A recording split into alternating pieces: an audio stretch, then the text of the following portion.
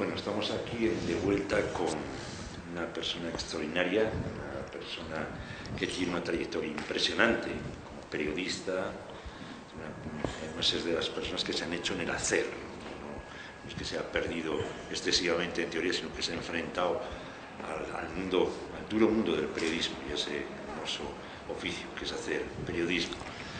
Blanca Luz Uribe, egresada de la Tadeo, una mujer que surge de las primeras promociones, ¿no? Cuando en aquella época Evaristo Obregón era el decano, además no solo el decano, sino que además fue el creador del programa de comunicación social periodismo, además era de las primeras, ¿no? Así es. Junto con la Javeriana, que habían creado el programa de periodismo, convirtieron la irresponsabilidad de producir periodistas a la sociedad, ¿no? Habría que pasarle esa cartilla seguramente al señor Obregón, decirle qué hizo señor Obregón.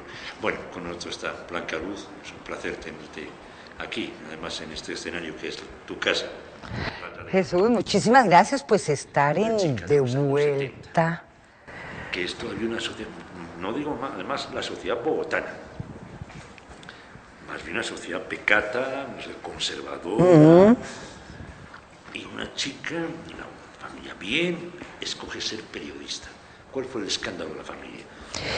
Primero, pues qué bueno estar en De Vuelta contigo, con todos los televidentes de Vuelta, y literalmente para mí es estar de vuelta a mi esencia profesional, a mi alma mater. Muy contenta. ¿Qué pasó? Yo quería ser abogada, ¿sí? Durante todo el colegio dije que iba a estudiar Derecho. Y en el último año lo llamábamos sexto bachillerato, no 11 como se llama ahora, sexto. Conocí que en la Tadeo existía comunicación social, entonces yo quería ser abogada para ser escritora. Es más, todavía pienso que cuando yo sea grande quiero ser escritora. Y daban redacción como tal, expresión oral y escrita, entonces me pareció que se identificaba más y me tomé el trabajo, porque era un trabajo de venir hasta el centro de Bogotá a ver qué era esto de comunicación social. Me dieron un folletico, pues muy elemental en su momento, un folleto donde decían las materias, y a mí la mayoría me sonaban. Me pareció tan bueno tener la oportunidad como de profundizar algo en esas que llamábamos materia, no nos deteníamos mucho a mirar el área, que se iba a poder pues conocer, profundizar, pero a mí me pareció que si yo quería ser escritora, estudiar algo que tuviera expresión oral y escrita y estudiar redacción, pues era lo mío, y ahí comenzó la aventura. Muy bien, y empieza la aventura además en comunicación en esos años además hay un fragor de noticias en América tremendo, en una época muy dura además en América Latina, en los años 74, 75, 76, esos años fueron claves además en América. Yo venía de colegio de monjas, de las Belemitas, y estaba en segundo semestre, estudiamos por semestres, cuando la muerte de Allende en Chile. Bueno, a raíz de eso llegaron a la facultad varios profesores chilenos. La muerte de Allende en Chile, yo me acuerdo que mis compañeros, quizá mucho más profundos, más preparados que yo, quizá no, indiscutiblemente más, empezaron a protestar por la muerte de Allende. Pues digamos que yo tenía el conocimiento de que era el presidente chileno, que sí, que izquierda, que lo habían matado, que tal. Pero entonces la gente, mis compañeros, allí en la plazoleta, la única que existía en la universidad, entonaban el Allende, Allende, el pueblo te defiende. Claro, yo también lo decía, Allende, Allende, el pueblo te defiende. Otra vez salimos por la séptima a protestar. Yo no sé si ya los televidentes de Vuelta han oído la historia muchas veces, porque en la facultad nos iban a imponer que teníamos que aprender inglés por nuestra cuenta y hacer un curso de mecanografía y taxi para ser rápidos en la máquina. Entonces protestamos airadamente por la séptima, todo, porque inglés ¿para qué? Si nosotros no íbamos a ser esclavos del imperialismo yanqui. Y mecanografía ¿para qué? Si nosotros íbamos a tener secretarias, éramos profesionales, entonces íbamos a tener secretaria, no tenía sentido ni lo uno ni lo otro. Moraleja, pues no aprendí inglés en su momento, cuando tocaba, y después fui chusógrafa toda la vida. Es bonito ver el mundo de esa edad, ¿no? Claro, es otra cosa, es otro mundo, además el mundo es de uno y el futuro es...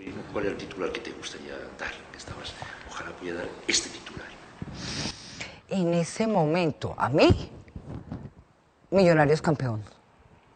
¿Sí?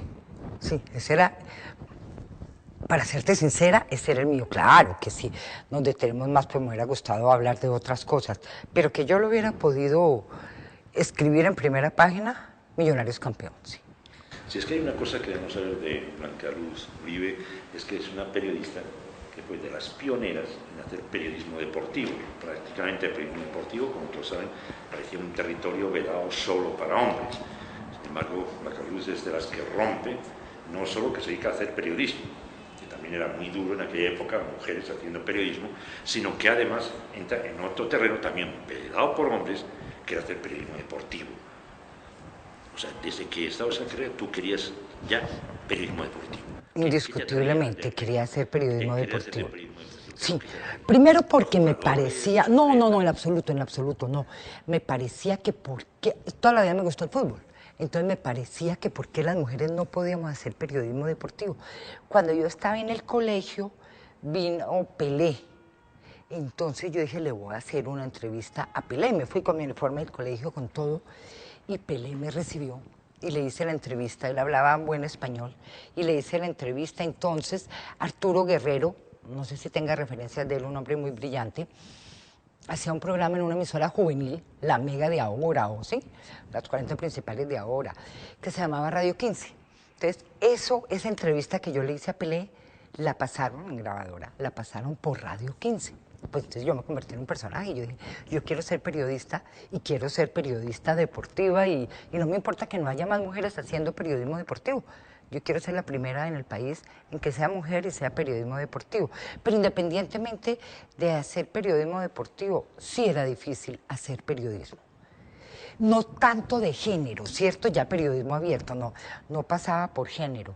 Pasaba porque a mi generación nos tocó una lucha, ahora veo que sin sentido, pero en su momento pues era mi lucha, de profesionales contra empíricos. Entonces llegábamos, por ejemplo, a hacer las prácticas a Radio Sutatensa, donde nos llevaban a hacer las prácticas en la 20 con décima. Los periodistas que llevaban toda una vida sentados en su máquina de escribir, mirando, cortando telex, ¿sí? Mandando todo por teletipo, pues les parecíamos como unos personajes tan extraños como que están estudiando lo que estamos haciendo nosotros con mucho éxito hace muchos años. Entonces, pues sí había resistencia que me va a enseñar a mí una persona de 20, 22 años que sale en una universidad cuando alguien lleva sentado en su máquina de escribir y está recorriendo el camino y está haciendo camino al andar y está yendo a las fuentes años. Entonces, en ese momento, pues eso era como lo más difícil de ser periodista. Lo más difícil, hay un tema que es curioso, llegas a Radio Sutatensa. Radio Sutatensa fue la radio que se inventó prácticamente la educación a distancia. Correcto, Monseñor Salcedo. Monseñor Salcedo, ¿cómo era esa radio? Yo después, ya como profesional... Bueno, no, eso de las prácticas era otra cosa. Nos llevaban al estudio y nos decían, aquí se hace radio. Oh, radio, aquí se hace radio. Pero ustedes no pueden tocar las consolas porque valen mucha plata. Entonces digamos que eso era de mentiras. Un día esto digo, devuélvame la plata de ese semestre. Porque veíamos todo, como Moisés vio la tierra prometida, así que desde una montaña, nosotros detrás del vidrio, veíamos cómo el operador, no era ingeniero de sonido, nada, operador. Como el operador movía las perillas y entonces alguien hablaba en el micrófono y se oía y estábamos haciendo radio. Después nos llevaron a los estudios de Cafán, lo mismo, ¿sí? Todo distante porque pues dañábamos las cosas. Entonces ahí realmente no, pues era como una aproximación, ¿sí? Pero no se puede decir que aprendimos gran cosa en su momento de tocar, de poder palpar lo que era. Bueno, cuando tú ya terminas estas prácticas que vas a reclamar con vehemencia, que te devuelvan la plata y haces tu entrevista con Pérez, ¿cuál es tu primer gran reto profesional? Bueno, pero me preguntabas, sí, me preguntaba lo de Radio Sutatensa y no te lo respondí. Sí, después ya como profesional trabajé en Radio Sutatensa. A mí me parece que era una labor bien bonita. vale la pena, hoy se van a reír las nuevas generaciones, pero por ejemplo se hizo una campaña, además de la educación a distancia, yo creo que enseñé a leer a una cantidad de colombianos y me parece maravilloso haberlo hecho y hacía los libretos y me parecía que de verdad se estaba como haciendo patria, ¿sí? Hicimos una campaña preciosa. Las mujeres en toda la región del Valle de Tensa, en Boyacá, eran muy enfermas de la espalda, todas. Pues ¿por qué? Porque todas cocinaban en fogones de leña en el piso. Entonces, a través de la emisora, que tenían unos radios transistor que solamente cogían radio sutatensa, no podían oír rancheras ni nada más. Se los daban solo para que fuera radio sutatensa, la tuvieran que sintonizar. Se les enseñó a subir los fogones, ¿sí? A que ellas mismas hicieran pues como un pollo, un murito, donde pudieran hacer los fogones y no se tuvieran que inclinar a cocinar. En su momento seguramente pues lo verían, pero hoy digo, ay, qué bueno que se les... Sí, una cosa tan elemental, pero se les enseñó a través de Radio Sutatensa. Entonces, era valioso hacer radio, se hacían cosas importantes. El periodismo social. Sí, yo pienso que sí. Una brecha también importante. Claro, Todavía claro. No tenía denominación. Sí, no. Ahí estaba. Y eso Sí, no tenía nombre propio, pero ahí estaba, claro que estaba. Magnífico. ¿Sales de Radio Sutatensa o dejas ya el proyecto de Radio Sutatensa? ¿Dónde va? Bueno, no, antes de Radio Sutatensa yo ya había dado lora, hasta actriz fui, ¿sí? Hasta actriz fui porque yo pues estaba en la universidad y yo quería ser actriz, escritora, hacía una cantidad de cosas. Entonces me ofrecieron un papel en una telenovela. Se llamaba Manuela, la telenovela. Es más, la protagonizaban Amparo Grisales. Esa fue la primera novela. Entonces, ahí hice esa telenovela en los estudios de Grave en la 19. Yo estudiaba en la Tadeo, entonces me quedaba muy cerquita, iba y venía, grababa, volvía, iba a la clase, volvía. De hecho, todos éramos como muy inquietos, ¿sí? Todos era como nos liberamos de la casa del colegio de monjas, del colegio de sacerdotes. Entonces, íbamos y veníamos. Entonces, bueno, ahí hice telenovelas, pero a mí me gustaba eso, el periodismo deportivo. Entonces, entré a trabajar. Yo hice las prácticas cuando salí de la universidad en El Tiempo, en la sección deportiva del Tiempo. Y no me iba como mal, yo escribía como cositas sabrosas que a don Enrique Santos le gustaron. Entonces me dijo, venga Chinita, quédese aquí en El Tiempo y empiece a trabajar y cuando se gradúe, pues ya entra a la planta. Le dije, no, don Enrique, a mí me ofrecieron trabajo en Radio Melodía y me van a pagar 2.000 pesos. Así que yo me voy a ganarme 2.000 pesos en Radio Melodía. Y me fui a ganarme 2.000 pesos y entonces me pareció que el tiempo pues no valía la pena esa oportunidad porque no me iban a pagar. Entonces me fui a Radio Melodía, me pagaban 2.000 pesos y aprendí mucho. Me iba al estadio, comentaba los partidos, me sacaban del camerino, nadie me creía. Los directores técnicos no me dejaban entrar, pero yo tenía que conseguir entrevistas. Entonces, con las uñas, pero lo logré y me oían, yo no creo que por buena, yo creo que por curiosidad, que hace una vieja hablando de fútbol. Entonces era como a rajarme. ¿Y el portero dónde se para? ¿En adelante, atrás? Esa era una de las preguntas de mis colegas, a ver si yo sí sabía quién era, qué hacía un portero, qué hacía un arquero en un onceno de fútbol, ¿no?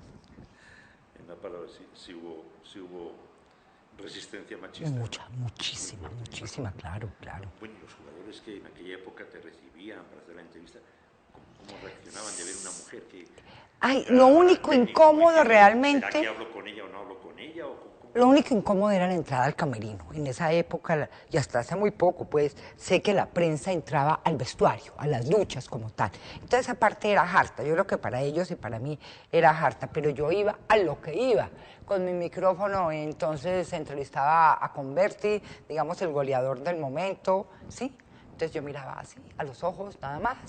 Y entonces lo que le tenía que preguntar, el esquema para hoy, qué dijo el profesor, van a jugar a la defensiva, a la ofensiva, como vienen de golear 3-0 a Nacional, ¿usted cree que van a repetir el mismo marcador o score que decíamos en su momento? Y así. Sí, Tú que hacías periodismo deportivo, había otros colegas tuyos pues, que estaban no sé, en campos de batalla, Olga Bear estaba en unas situaciones muy complicadas en México, tal. Tú que todos esos colegas y tú veías que estabas ahí metida, ¿no echabas de menos a lo mejor haberte metido también por esa línea periodística una mujer, además como tú, de armas tomar? No, a mí me gustaba eso, el periodismo deportivo. Con excepciones, gente que me dio la mano en su momento, periodistas, colegas, ¿sí? Ya con buen nombre. Con excepciones, la mayoría eran muy resistentes, ¿no? Muy resistentes. Por ejemplo, digamos que yo soy de la generación de Carlos Antonio Vélez, ¿sí?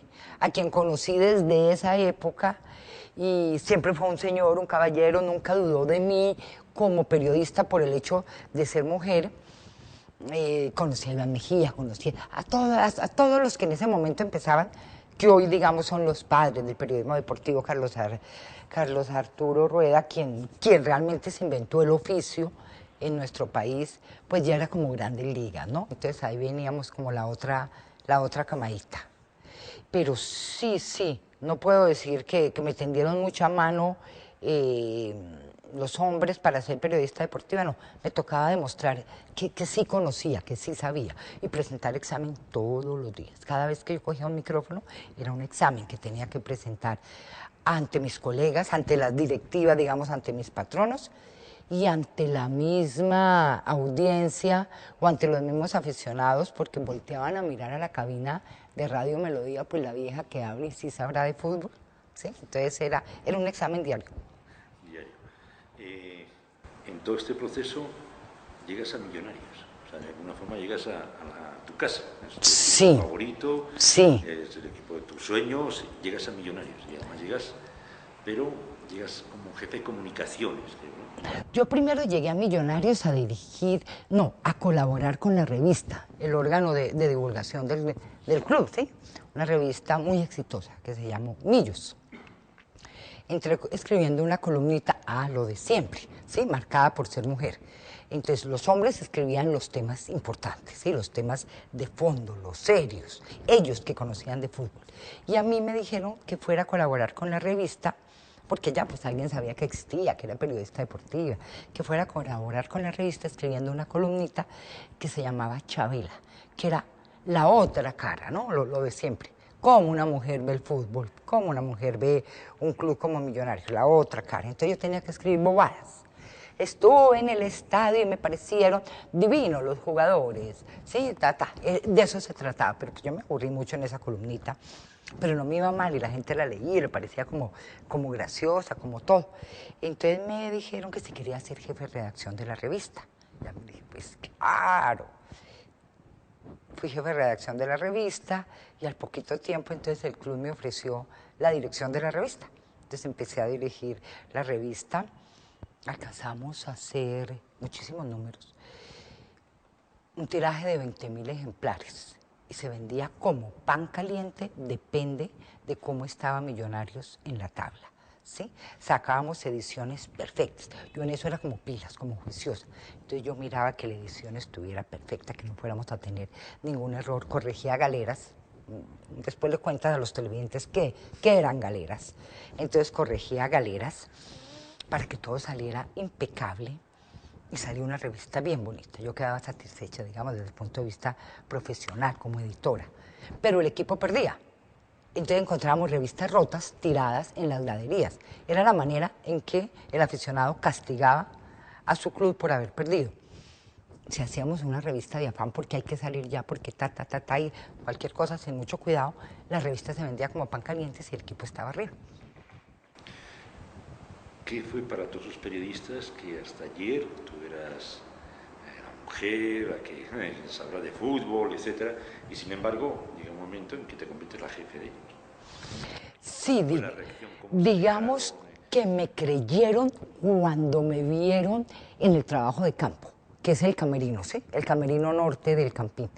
Yo creo que hay... Antes yo ya había pasado por la DIMAYOR, ¿sí? Había sido también jefe de prensa de la DIMAYOR, pero pues el hecho de no tener estadio, entonces hacía que el trabajo fuera muy diferente. Era casi que de teléfono, ¿no? las cosas que pasaban en la DIMAYOR, pues había que contarlas. Pero ya con Millonarios sí me tocó fajarme en el terreno de juego, ¿no? Entonces ya era el camerino norte, aquí entramos a tal hora, aquí salimos a tal hora, quiero entrevistar a fulano, no puede porque está en las duchas, quiero entrevistar al profesor, todavía no, o sí, de hecho la prensa entraba al camerino, entonces ábranos ya, no se puede abrir porque todavía no han salido de las duchas. Otra cosa era cuando perdían, entonces no quiero dar declaraciones, ¿sí? Ahí fue durito, yo creo que ahí me gané. Pues yo pienso que sí, el cariño de mis colegas siempre. Me sentí después muy querida, muy respetada, me colaboraron mucho.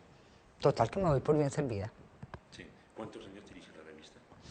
La revista la dirigí unos 5 años y después en la misma institución, en el club, como jefe de prensa.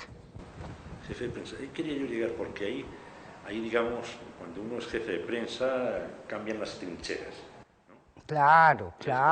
Porque es el tener que bregar con los compañeros periodistas, por favor dime, dame el titular, cuéntame.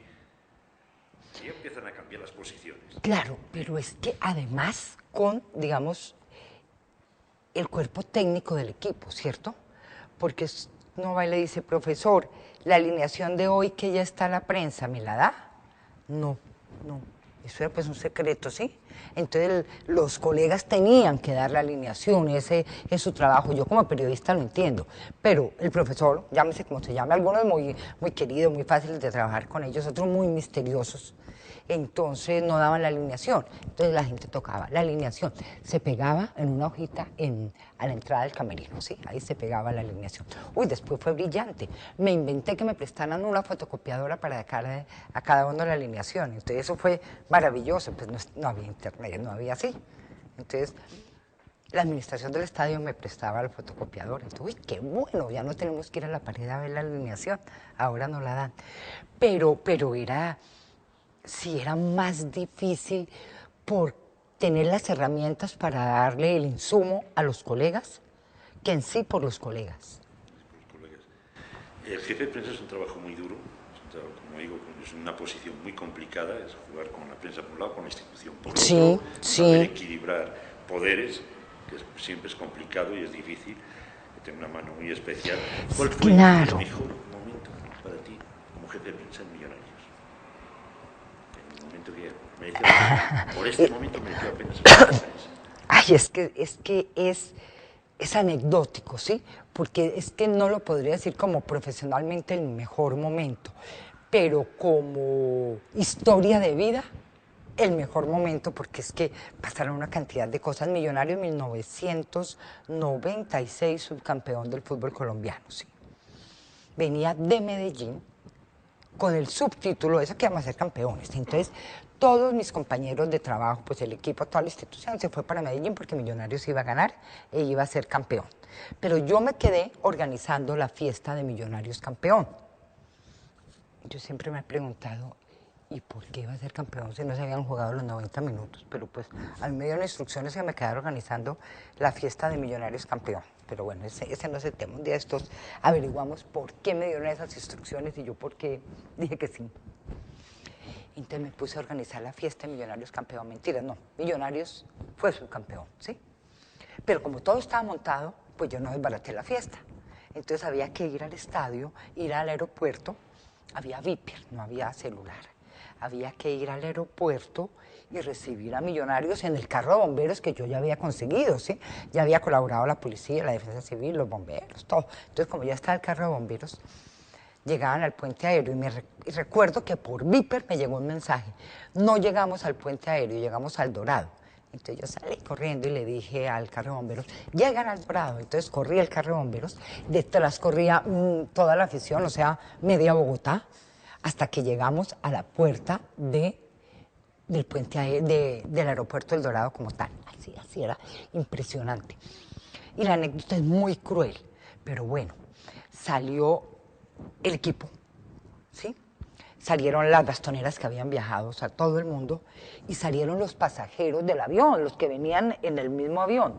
Y pues por como la avalancha de gente, todo el mundo al cuerpo, al carro de bomberos, todos los jugadores.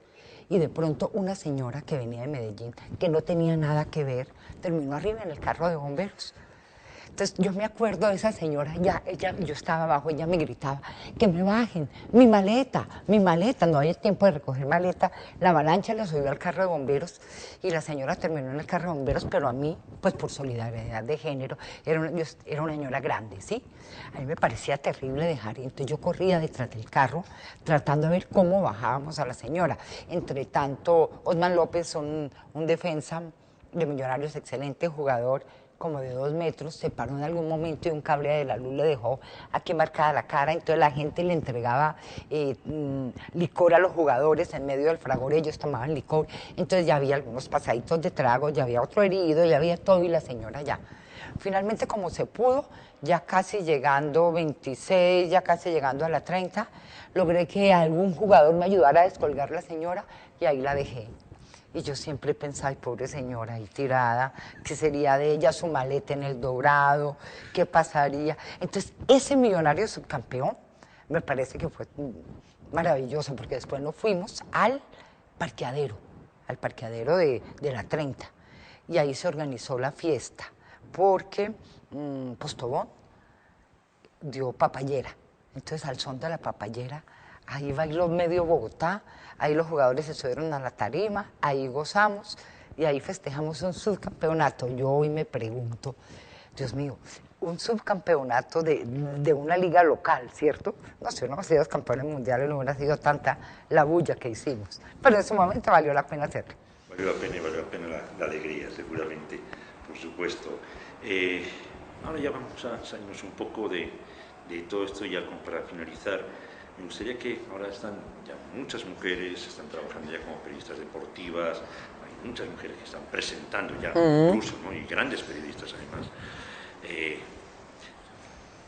¿Qué tienen de bueno o qué les falta todavía a esas mujeres? ¿Qué ves de bueno que en estas nuevas generaciones de mujeres periodistas de deporte? Me parecen excelentes. Yo estoy orgullosísima por mi solidaridad de género, por mi solidaridad como colega, cada vez que veo una mujer triunfando en el periodismo deportivo. Primero porque sé que también tienen que presentar examen, ¿cierto? Sí, así se haya decantado un poco, pero igual tienen que presentar examen, ¿sí? Un consejo que tú les darías, precisamente cuando van a presentar ese examen, ¿qué consejo le quieres dar a esas colegas tuyas?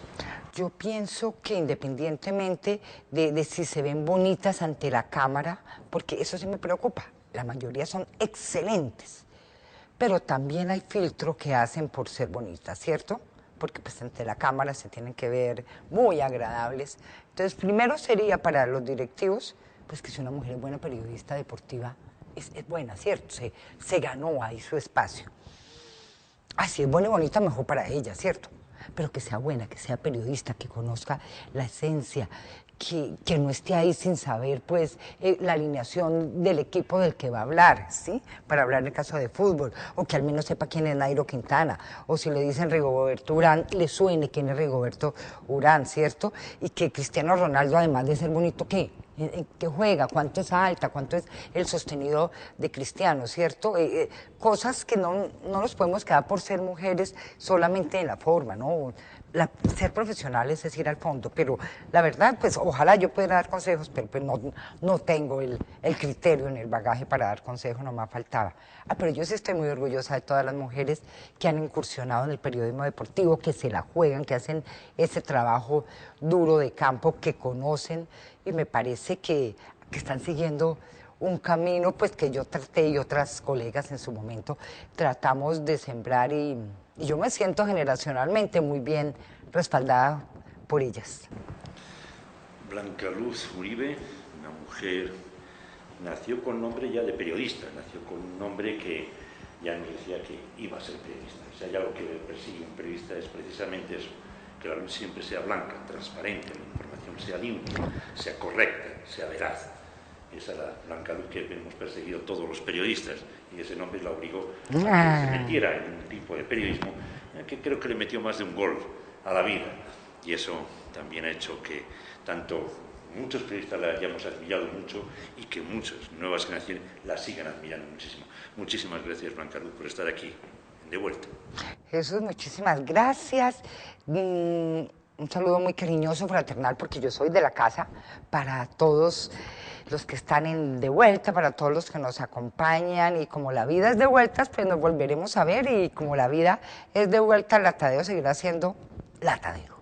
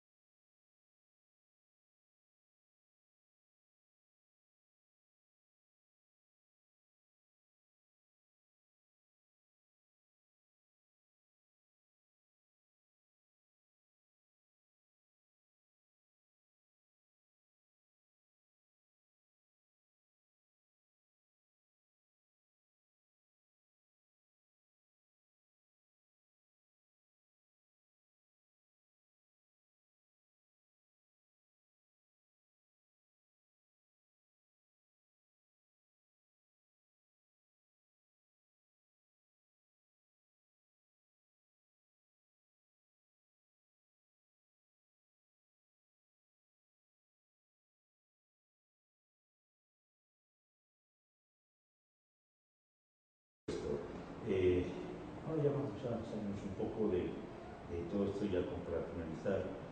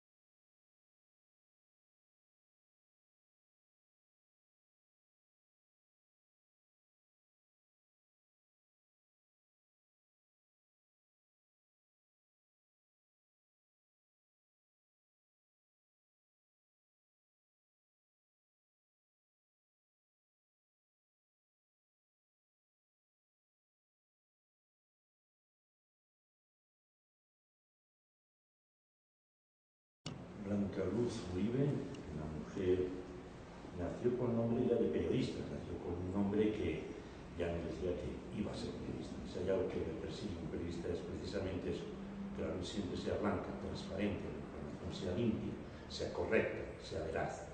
Esa es la Blanca Luz que hemos perseguido todos los periodistas, y ese nombre la obligó a que se metiera en un tipo de periodismo que creo que le metió más de un gol a la vida, y eso también ha hecho que tanto muchos periodistas la hayamos admirado mucho y que muchas nuevas generaciones la sigan admirando muchísimo. Muchísimas gracias, Blanca Luz, por estar aquí de vuelta. Jesús, muchísimas gracias. Un saludo muy cariñoso, fraternal, porque yo soy de la casa, para todos los que están de vuelta, para todos los que nos acompañan, y como la vida es de vueltas, pues nos volveremos a ver, y como la vida es de vuelta, la tarea seguirá siendo la tarea. Muchas gracias.